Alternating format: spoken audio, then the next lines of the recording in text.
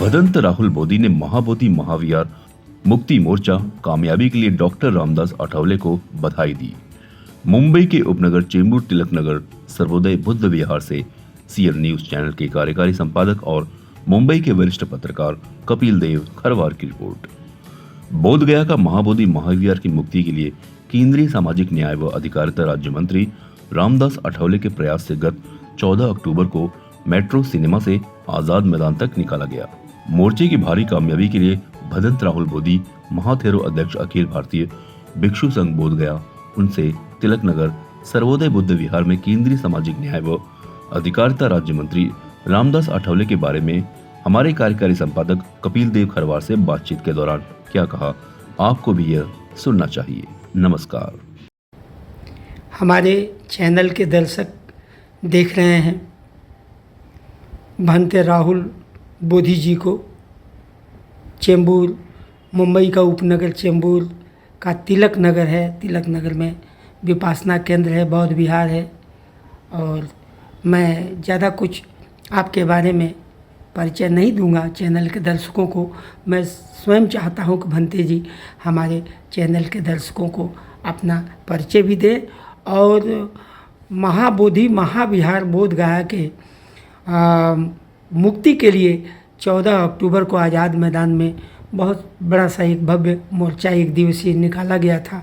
उस मोर्चे में आपके बौद्ध भिक्षु लोग जो आपके अपील पर पूरे मुंबई और महाराष्ट्र से आए थे, उनके बारे में और इस मोर्चा के संयोजक केंद्रीय सामाजिक न्याय मंत्री रामदास अठावले के बारे में आप क्या कहना चाहते हैं, हमारे दर्शकों को बताइए। भदंत जी, आपका हमारे न्यूज़ चैनल CEN में हार्दिक स्वागत है।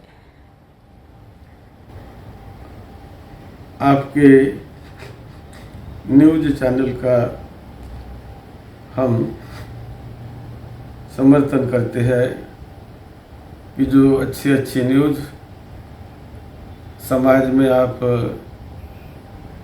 कुछ सालों से प्रसारित करते हैं, जिसका लाखों लोग उपयोग लेते हैं, उनका ज्ञान में वृद्धि होती है और वर्तमान परिस्थिति का उन्हें ज्ञान हो जाता है।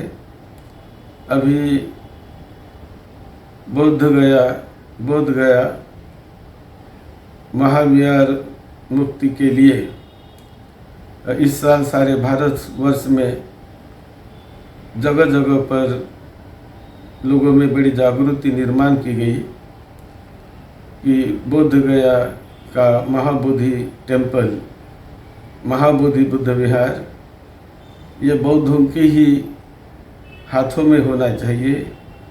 उनका नियंत्रण बौद्ध धर्म को मानने वाले उनके ही हाथों में रहे, जिससे कि वो अच्छी ढंग से बौद्ध धर्म का प्रचार प्रसार भी कर सके, भिक्षुओं को, उपासक उपासिकाओं को ट्रेनिंग भी दे सके और धर्म के लिए बड़े सुचारू ढंग से, नियोजनबद्ध ढंग से वो काम कर सकेंगे। इसीलिए महाबोधि बुद्ध विहार जो अभी बौद्धों के हाथों में पूरी तरह नहीं है, जब इसका पता लोगों को चला तो लोगों ने कुछ सालों से ये आंदोलन शुरू किया, ये नेचुरल जस्टिस के ढंग से कि जिस धर्म को मानने वाले जो लोग हैं उनका मुख्य पूज्य स्थल उन्हीं के नियंत्रण में, उन्हीं के हाथों में रहना चाहिए। जैसे कि हिंदू भाइयों के जो मंदिर होते हैं वो उन्हीं के नियंत्रण में रहते हैं और यही नेचुरल जस्टिस है। जैन लोगों के जो मंदिर है वो भी जैनों के ही नेतृत्व में होते हैं, क्रिश्चियनों के चर्च उनके नेतृत्व में चलते हैं।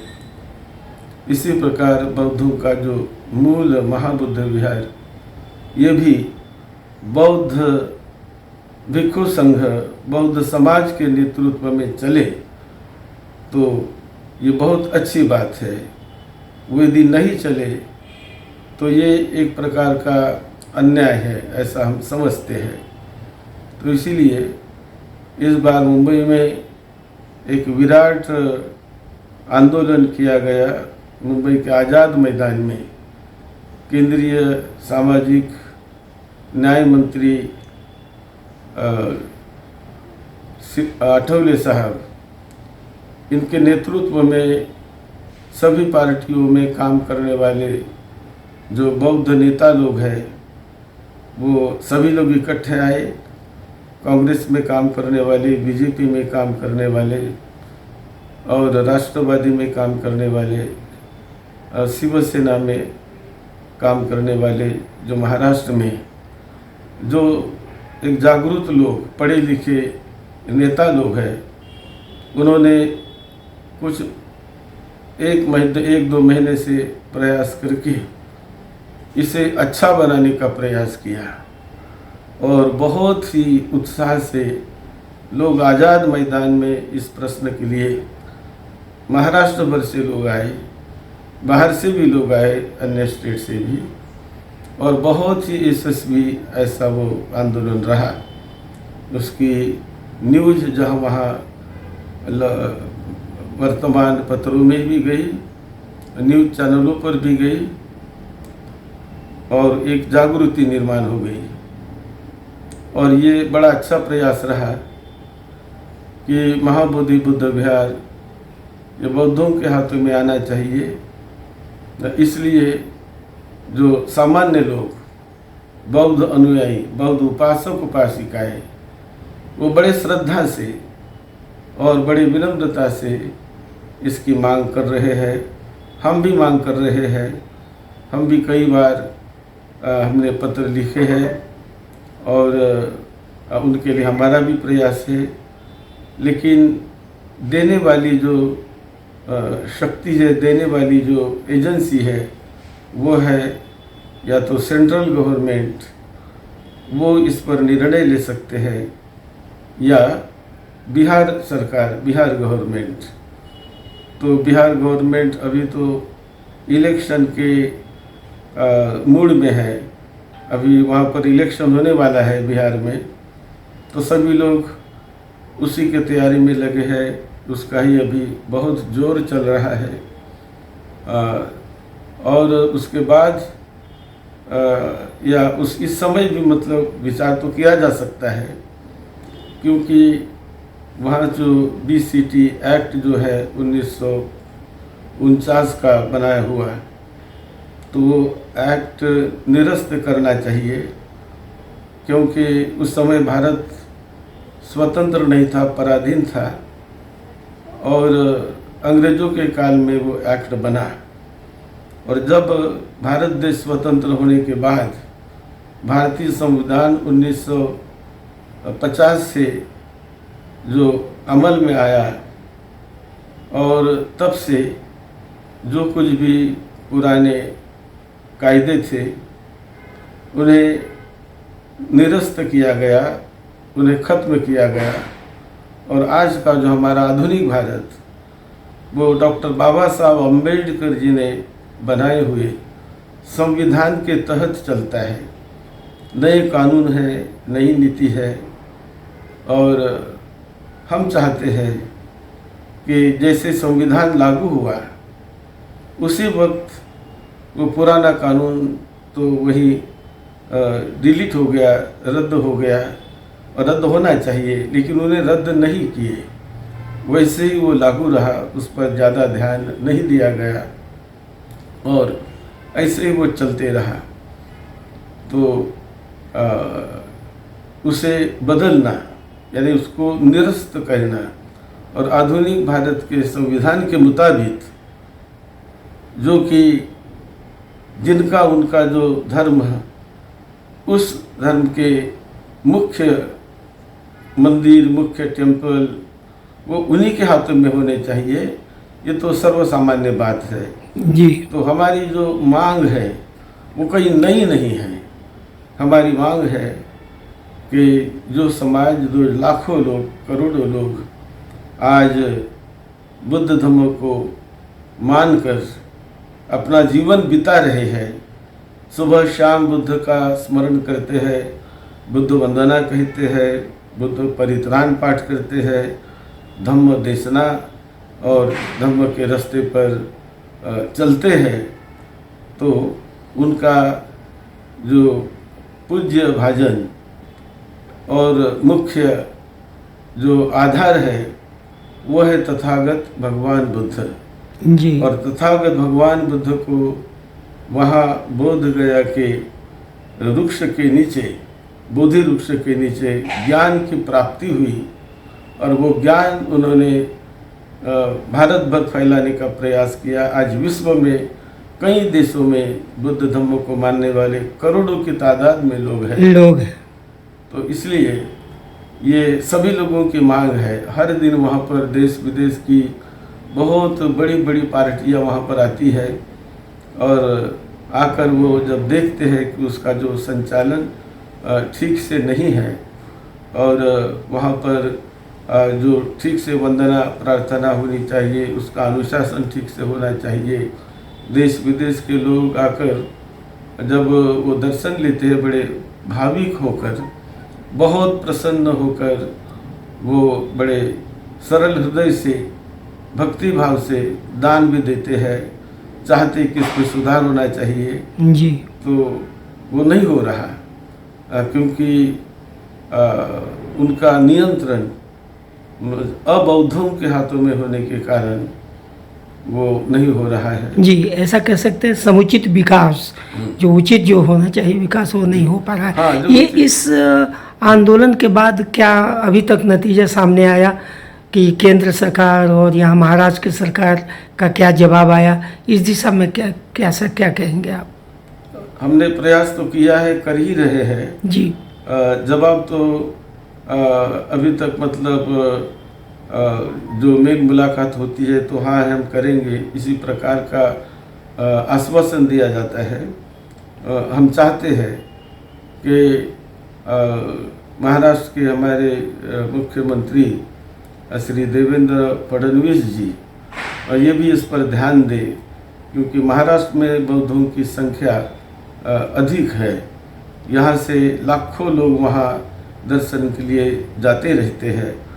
तो यदि हमारे प्रिय मुख्यमंत्री देवेंद्र फडणवीस जी ने यदि ध्यान दिया कि नहीं भाई ये भी एक इशू है, हम इसके लिए प्रयत्न करेंगे, तो उनके नेतृत्व में बिहार सरकार को भी मतलब सूचित किया जा सकता है और विशेष रूप से केंद्र सरकार जो प्राइम इस विषय को लेकर के आठवले साहब तो प्राइम मिनिस्टर से भी मिले हुए हैं। हाँ मिले हैं, एक बार तो मुलाकात हुई, मैं भी था, हम भी थे। हाँ हम भी मिले जी। तो इसी प्रकार वो प्रश्न हल हो सकता है जी, यही उम्मीद है शांति प्रिय ढंग से। शांति प्रिय ढंग से, क्योंकि हम बौद्ध लोग तो बहुत शांति में विश्वास करते हैं, क्योंकि तथागत का उपदेश ही है करुणा और शांति। करुणा शांति, करुणा मैत्री प्रेम समता बंधुभाव, इसे बनाए रखना ये हमारे सीलों में है जी। हम हमेशा उसका पालन करते हैं। सील समाधि प्रज्ञा का अभ्यास करते हैं, विपश्यना का अभ्यास करते हैं। जो विपश्यना दुख दूर करने की और परम सुख शांति को वर्तमान जीवन में प्राप्त करने की कला या विधि, जिसे जीवन जीने की मंगलमय कला कहा जाता है, तो वो तथागत भगवान बुद्ध ने ही सिखाई। मैत्री से रहो, प्रेम से रहो, आपस में बैर ना करो और एक दूसरे के सुख शांति के लिए जीते रहो, मैत्री भाव से जियो, यही बुद्ध का मूल संदेश है। तो उसे और भी अच्छा बनाने के लिए, फैलाने के लिए ये महाबुद्ध विहार यदि बौद्धों के हाथों में आता है तो उससे बहुत ही सुचारू ढंग से उसका प्रचार प्रसार धम्म का किया जाएगा। तो इसीलिए उसकी ज़रूरत है और हम चाहते हैं कि ये जल्दी हो और होगा। इस समय जो आंदोलन हुआ तो उसमें बहुत सारे भिक्षु आए थे हमारे कहने पर, हमारे बुलाने पर, तो हम उनको बहुत बहुत धन्यवाद देते हैं। जो बौद्ध भिक्षु बड़े शांति प्रिय ढंग से अपनी आवाज़ को उठाने का प्रयास करते हैं और शासन तक, सत्ता तक उस आवाज़ को पहुंचाने का प्रयास करते हैं। इस समय आठवले साहब ने बहुत ही अच्छा किया कि सभी को इकट्ठा बुलाकर ये सामुदायिक प्रयास हुआ। वहाँ कांग्रेस में काम करने वाले अभी हंडोरे साहब जो मेंबर ऑफ पार्लियामेंट है, अभी राज्यसभा के सांसद हैं जी, संसद है, तो वो भी वहाँ पर थे, हम भी वहाँ पर थे और बहुत सारे लोग वहाँ पर आए थे। वर्षा गायकवाड़ मुंबई वर्षा गायकवाड़ भी आई थी, वो भी सांसद है। सुलेखा कुंभारे जो माजी मंत्री रही महाराष्ट्र में, वो भी आई थी। फिर आठवले साहब तो थे ही। तो ऐसे कई लोग, बहुत सारे लोगों ने, युवा लोगों ने और सभी लोगों ने मिलकर ये प्रयास किया और प्रयास बड़ा ही अच्छा रहा और उसमें निश्चित रूप से यश मिलेगा ऐसी उम्मीद है।